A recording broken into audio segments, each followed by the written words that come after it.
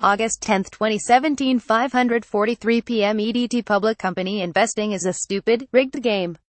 But Snapchat should wise up and play along. On Thursday, the company turned in its second earnings report card since its much-hyped IPO. It did not go well.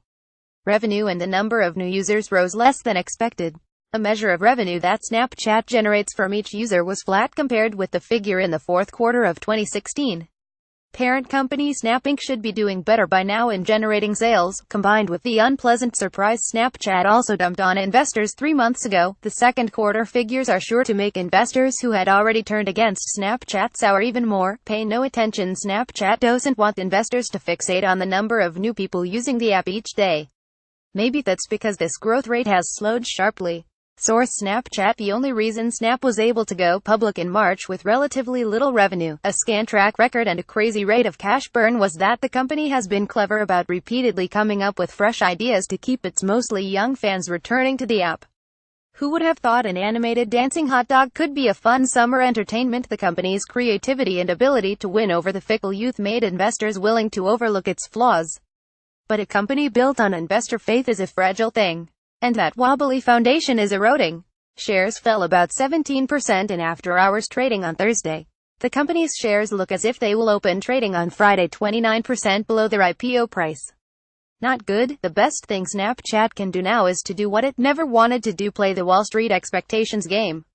CEO Evan Spiegel has said he doesn't want to employ all the sneaky tricks that other internet companies use to look as if they have more fans than they really do. 3 months ago, he dismissed these growth-hacking tactics, clearly a shot at Facebook and Instagram, like pushing smartphone notifications so people are compelled to use an app, even for just a few minutes. Spiegel talked scornfully about growth hacking like he was using a handkerchief to pick up a filthy dead bird. Not good enough. Snapchat is squeezing more revenue from each of its users, but the growth has been disappointing to investors. Source: Bloomberg. He also hasn't appeared overly concerned when Wall Street analysts question why the company's revenue growth is starting to slow even though it's still relatively small. Revenue in the second quarter more than doubled from a year ago to $182 million, but that figure was only about 21% higher than the previous quarter. Given Snapchat's size, investors are expecting it to grow much more quickly. It won't be easy for Snapchat to top $1 billion in revenue this year, as investors have expected. I understand how Spiegel feels dealing with the investment world. He has a plan, even if he won't discuss it in much detail.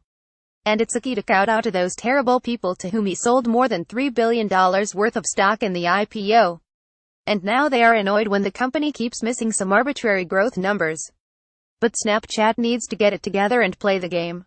Snapchat would have some breathing room if it held its nose for a few months, used some of those internet tricks and found every user and dollar of ad revenue it could. It would be pointless, maybe. But sometimes public companies have to pick up dead birds. And putting up massage numbers is a better use of executives' time and energy than plotting how to get Facebook in trouble with antitrust regulators or keeping Spiegel in a security cocoon. Soured sentiment about Snapchat matters to employees, business partners and, most important, advertisers. The person manning the Nike advertising account doesn't want his boss to question why he's spending so much money pitching shoes on a digital hangout that she heard was losing its cool. Underlings can't simply repeat that. Evan Spiegel has a long-term strategy and it will all work out just fine.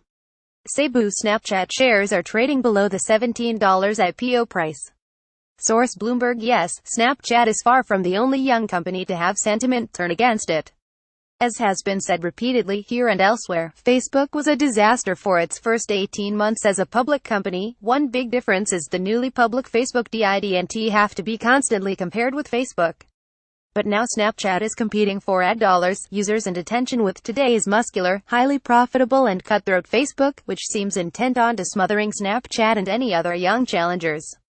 It is brutal. It is unfair that Wall Street cheered on an imperfect, richly valued young company and then turned its back. That stinks. Too bad. Deal with it. This column does not necessarily reflect the opinion of Bloomberg LP and its owners. To contact the author of this story, Shara Avid in New York at soviet@bloomberg.net, or contact the editor responsible for this story, Daniel Niemi at Niemi1@bloomberg.net.